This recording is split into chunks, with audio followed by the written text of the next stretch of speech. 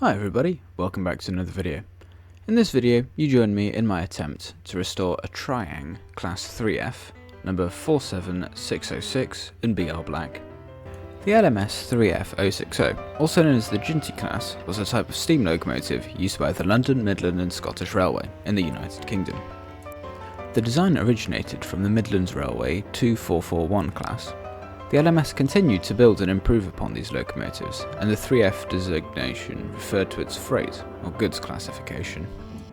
The first Jinty locomotives were built in the 1920s, and they were initially designed for shunting and freight duties. The LMS continued to produce various batches of the 3F class, with a total of about 420 locomotives being built. They were known for their reliability and versatility, being used for a wide range of tasks, including shunting in yards, short-distance freight hauling, and even some passenger services. The Jinty class continued its service into the British Railways era after nationalisation in 1948. However, with the decline of steam traction and the advent of diesel and electric locomotives, the Jintys were gradually phased out of service. The last Jinty locomotives were withdrawn from regular service in the mid-1960s. Despite their eventual retirement, some examples have been preserved, and a few are still operational on heritage railways, showcasing the historical significance of this class of locomotive. Right, I hope you enjoyed that brief bit of history. Now, on with the video. With the model down onto the workbench, the first thing to do is to remove the body. This is done via a screw on the side of the boiler.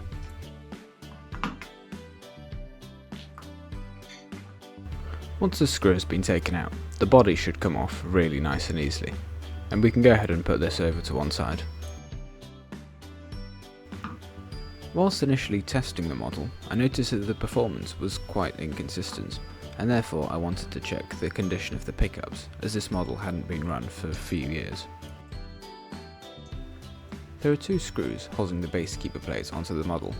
Once these are removed, the base keeper plate comes off, with the pickups attached.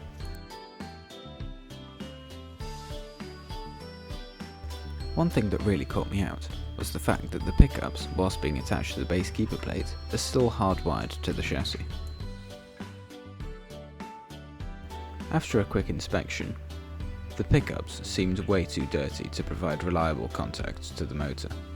Therefore, I applied some nail polish remover. In my experience, the nail polish remover has always been rather good, as it tends to help dissolve most of the gunk that has built up over the years.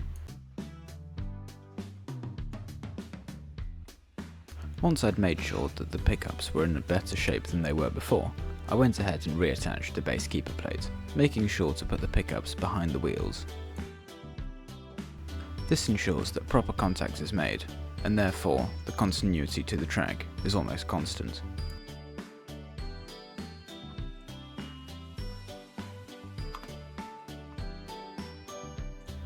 The next job was to check the condition of the commutator.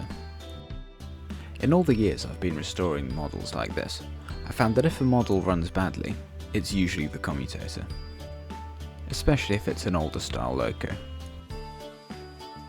In this model, it's easier to access the commutator if the motor is lifted out of the chassis. To remove the motor, there is a screw located at the back, which you have to undo, and then the chassis should release the motor. In this case, the motor removal took a lot longer than expected. This is because there was a stray wire in the way.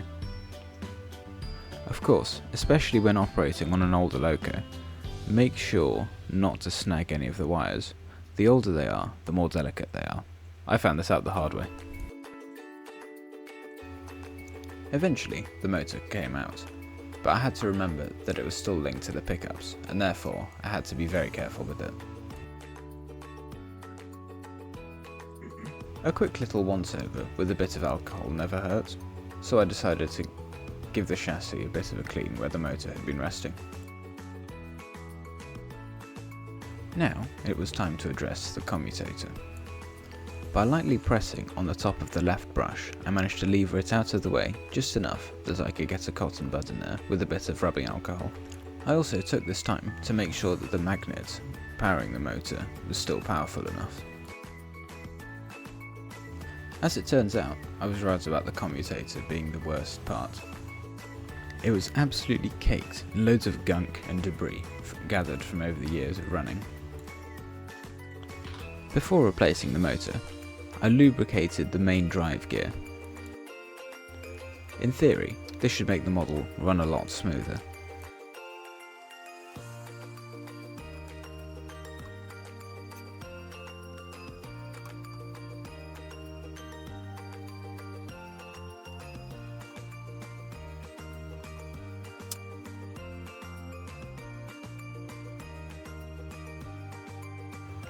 I made sure the axles were well lubricated and then moved on to further testing.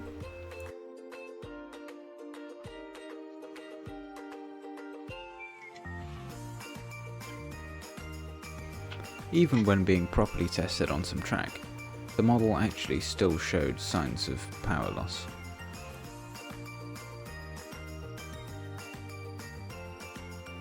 I therefore applied power directly to the motor to make sure that it was the pickups that were the issue.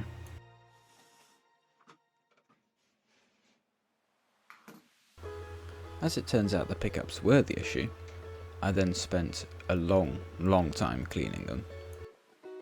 At first, I had to go with the nail polish remover. However, this proved to be rather ineffective. I then tried scraping some of the dirt off with a screwdriver, but this didn't work either. Therefore, I resorted to my trusty old track rubber.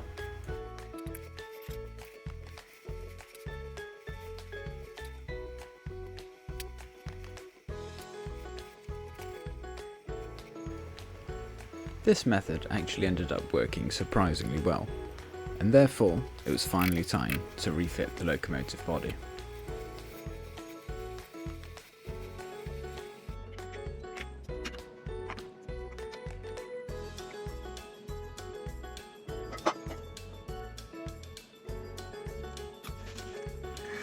And after one quick final test,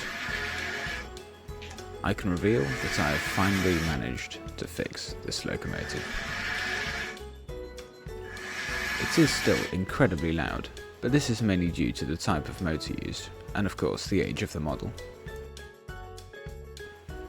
So, at this point in time, there's nothing more for me to say, apart from thank you very much for watching. I hope you enjoyed, and if you'd like to see more updates on my model railway, make sure to subscribe to the channel, drop a like if you feel like it, and yeah, I'll see you all in the next one. Thanks very much folks, bye bye now.